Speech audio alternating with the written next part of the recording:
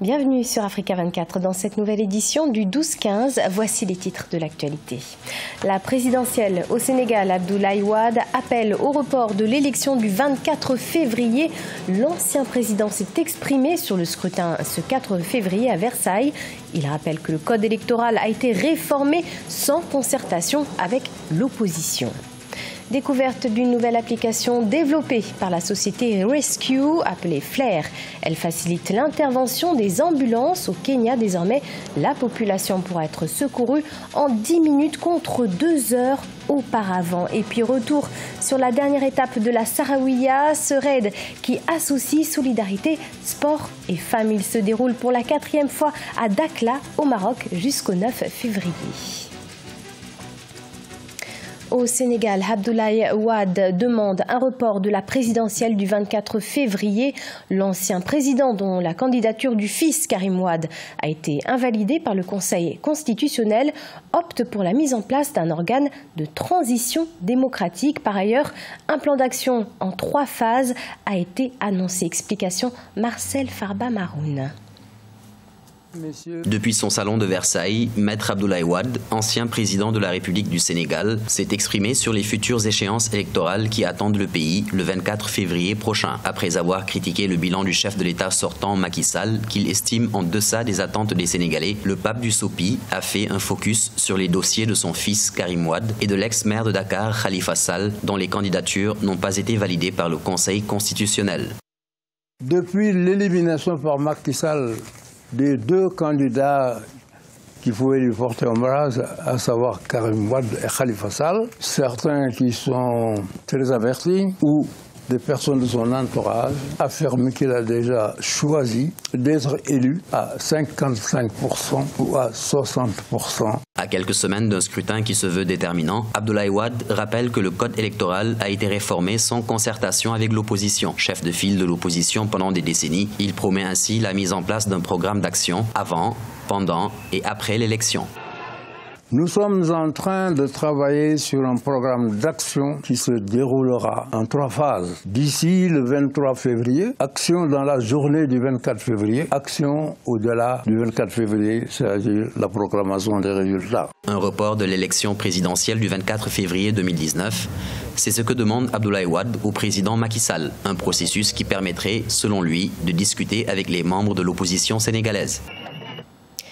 Le Parti congolais du travail a célébré le 40e anniversaire du mouvement du 5 février 1979 par un grand meeting populaire ce mardi au Palais des Congrès. Ce mouvement avait placé le président Denis Sassou Nguesso à la tête du PCT, un moment historique pour le pays. Le point avec Deva Panzou. Des centaines de militants du Parti congolais du travail ont commémoré le 40e anniversaire du mouvement du 5 février 1979, grâce auquel Denis Sassou Nguesso fut désigné président du comité préparatoire du 3e congrès extraordinaire du parti unique à l'époque, qui eut lieu en mars 1979. Le 5 février 1979 peut donc être considéré comme le dénouement d'une situation qui devenait très tendue au sein du parti. Que le 5 février 1979 représente la réhabilitation du comité central et donc du Parti congolais du travail. En effet, c'est dans le but d'organiser les obsèques du 3e président de la République du Congo, Marien Ngouabi, que fut créé un comité militaire du parti dirigé par Jacques-Joachim Yombi Opango. Mais sa gestion fut contestée par les organisations de masse du PCT qui réclamaient un congrès extraordinaire. Ce moment capital de l'histoire du Congo représente un héritage à préserver par la jeunesse du parti. C'est tout un héritage parce que effectivement, nous pensons que 40 ans c'est l'âge de la maturité et qu'après 40 ans, il nous revient à nous les jeunes de pouvoir tirer le meilleur de ces 40 années que nous avons eues avec le camarade Denis Sassou Nguesso, mais aussi voir comment est-ce que nous allons préserver cet héritage en sécurisant ce qu'a été les acquis de l'action du camarade Denis Sassou Nguesso jusqu'à aujourd'hui. 40 ans après le mouvement du 5 février 1979, les yeux sont désormais rivés vers le prochain congrès du parti au pouvoir prévu cette année. Une cotisation a été lancée ce mardi 5 février 2019 en vue de parfaire l'organisation de cet événement qui pourrait alterner la direction du parti.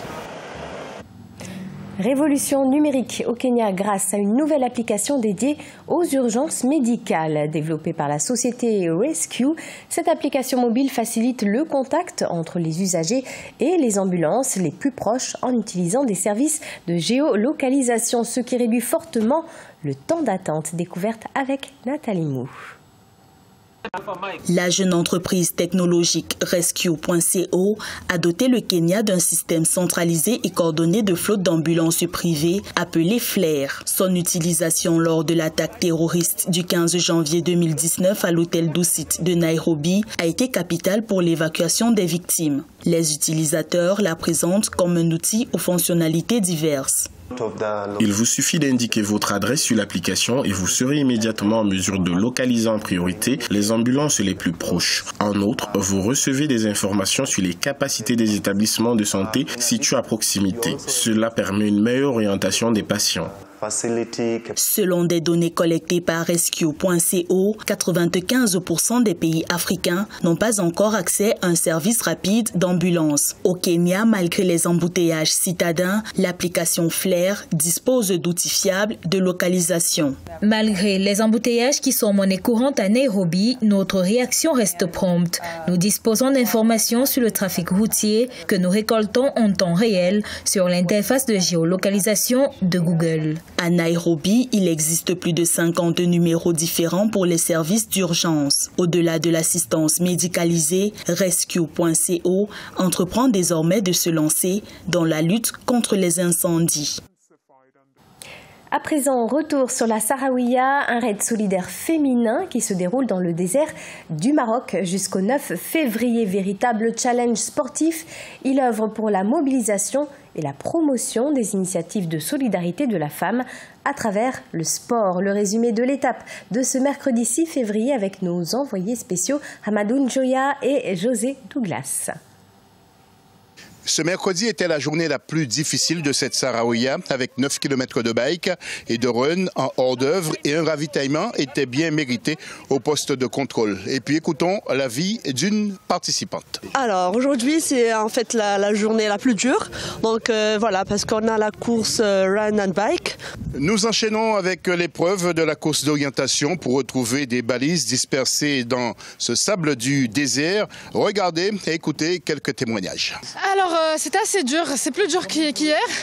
Donc on a la carte, des fois on utilise la boussole, mais on oublie de calculer aussi la distance. C'est un peu stratège, du coup on a localisé les points avec les plus de pénalités et ben voilà. Les athlètes de la Sahraouia étaient prévenus et préparaient une course en duo avec un trail.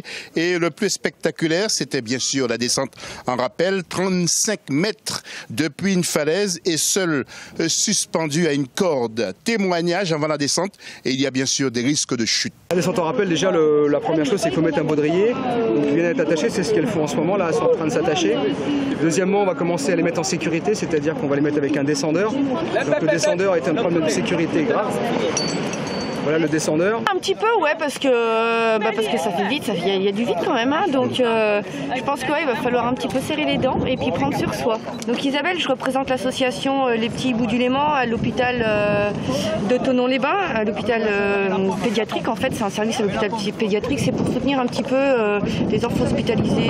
Et au classement provisoire de cette Sahraouia, à la première place, ce sont les petites Naïd, avec Jérômine et Isabelle. Deuxième, Sud Fos-Boukra. Troisième, OCP. Quatrième, une deuxième équipe d'OCP. Et cinquième, Banque Populaire. Écoutons le duo de tête. Je pense que oui, pour l'instant on est en tête effectivement. Je pense que tout simplement on est venu en s'entraînant énormément. On n'est pas venu en se disant ça va être sympa, des vacances et tout ça. On a donné bien en amont. On n'a pas, en fait nos limites, on adore les franchir d'ailleurs. C'est un test et puis c'est super sympa de voir qu'on a été au-delà de ce qu'on pouvait donner. Donc voilà. Sur 80 têtes au départ, 52 sont encore en lice. Et ce jeudi, ce sera encore une épreuve très pénible avec du canoë. Et nous irons aussi à l'île du Douagon pour se faire peur. À demain. Ce journal a été préparé par l'ensemble de la rédaction. Merci de nous avoir suivis. Dans quelques instants, une nouvelle édition de l'actualité sur Africa 24.